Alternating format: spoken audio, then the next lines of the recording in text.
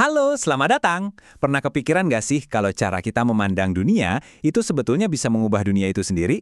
Nah, dalam beberapa menit ke depan, kita akan bedah tuntas gimana kerangka berpikir di dalam kepala kita punya kekuatan buat ngebentuk realitas yang kita jalani setiap hari. Yuk kita mulai! Coba deh, renungin pertanyaan ini sebentar.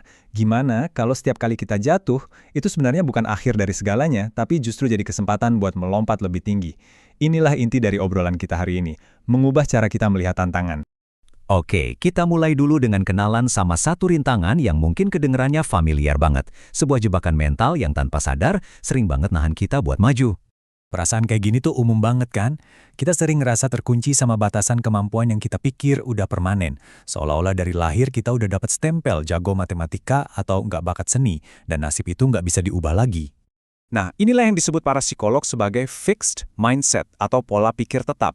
Ini adalah keyakinan kalau bakat itu segalanya, kalau kecerdasan dan kemampuan itu takdir yang nggak bisa diapa-apain lagi. Dan keyakinan inilah yang jadi akar dari banyak ketakutan kita. Dan coba lihat deh, gimana pola pikir ini muncul di kehidupan nyata. Kita jadi suka ngehindarin tantangan karena takut gagal. Begitu beneran gagal, rasanya dunia runtuh. Kritik yang sebenarnya bagus buat kita malah dianggap serangan pribadi.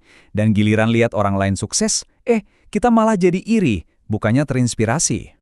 Tapi tenang aja, ada kok jalan keluarnya. Inilah titik baliknya, sebuah alternatif yang jauh lebih kuat daripada pola pikir tetap tadi. Nah, ini dia perbedaannya. Jelas banget. Di satu sisi, ada keyakinan kalau kemampuan itu mentok segitu aja.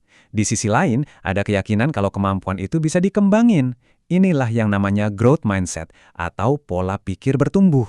Di sini, tantangan bukan lagi ancaman, tapi kesempatan. Kegagalan bukan lagi label, tapi pelajaran. Intinya, fokus kita geser. Dari yang tadinya pengen kelihatan pinter, jadi pengen terus belajar. Dan gagasan ini tuh bukan sekedar omong kosong motivasi ya. Ini beneran didasari oleh penelitian puluhan tahun oleh Dr. Carol S. Dweck yang dia rangkum di bukunya yang fenomenal, Mindset. Jadi ada landasan ilmiah yang kuat di baliknya. Kutipan ini benar-benar nangkep esensinya. Jadi ini bukan cuma soal mencapai kesuksesan, tapi tentang mencintai prosesnya, mencintai perjuangannya, mencintai belajarnya, bahkan pas lagi susah-susahnya. Itulah kekuatan sejati dari growth mindset. Oke, teorinya udah dapat kan? Sekarang pertanyaannya, gimana cara nerapinnya? Yuk kita bedah alat pertama untuk membangun pola pikir ini. Ada satu konsep yang menurut saya kuat banget, berjuang dalam diam. Jadi, daripada kita gembar-gemborin setiap langkah dan tujuan kita ke semua orang, kita fokus aja sama prosesnya. Strategi ini bisa kita sebut ambisi dalam senyap atau quiet ambition. Kenapa sih cara ini ampuh banget? Pertama, ini melindungi fokus kita dari berisiknya omongan orang. Kedua, ini mencegah kita sombong duluan dan bikin kita tetap membumi. Cara ini juga bisa ngebangun mental yang tangguh. Dan yang paling keren, pada akhirnya biarin aja kesuksesan kita yang ngomong paling kenceng. Alat kedua adalah visualisasi. Ini bukan sulap atau sihir ya, tapi latihan mental yang terbukti efektif. Langkah pertama, tentukan impian kamu, spesifik banget. Langkah kedua, visualisasikan. Bukan cuma ngelihat bayangannya, tapi rasain sensasinya, senengnya, leganya, bangganya. Langkah ketiga, kasih energi. Punya simbol impian, terus secara rutin kirim energi positif dan fokus ke sana. Ini cara buat ngelatih alam bawah sadar kita. Sekarang, coba kita lihat dari sudut pandang yang lebih luas. Pola pikir yang baru ini nggak cuma ngebawa kesuksesan loh, tapi juga kedamaian batin. Disinilah filosofi kuno Stoa atau Stoicisme ngasih pelajaran berharga, namanya dikotomi kendali. Prinsipnya simpel tapi dalam banget. Fokuskan energi kamu cuma ke hal-hal yang bisa kamu kontrol, yaitu usaha, sikap, dan reaksi kamu. Dan lepasin kekhawatiran soal hal-hal di luar kendali kamu, kayak hasil akhir atau omongan orang lain.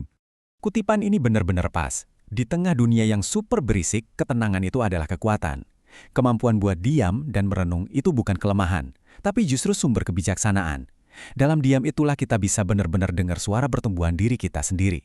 Wah, udah banyak banget ide-ide keren yang kita bahas. Sekarang, yuk kita kumpulin lagi semua alat ini dan kita bawa fokusnya kembali ke diri kamu dan ke perjalananmu sendiri. Jadi, ini dia toolkit kamu. Anggap aja ini 5 alat yang bisa kamu pakai kapanpun. Pertama, growth mindset sebagai fondasi. Kedua, ambisi dalam senyap buat ngelindungin prosesmu. Ketiga, visualisasi buat ngejaga tujuan tetap hidup.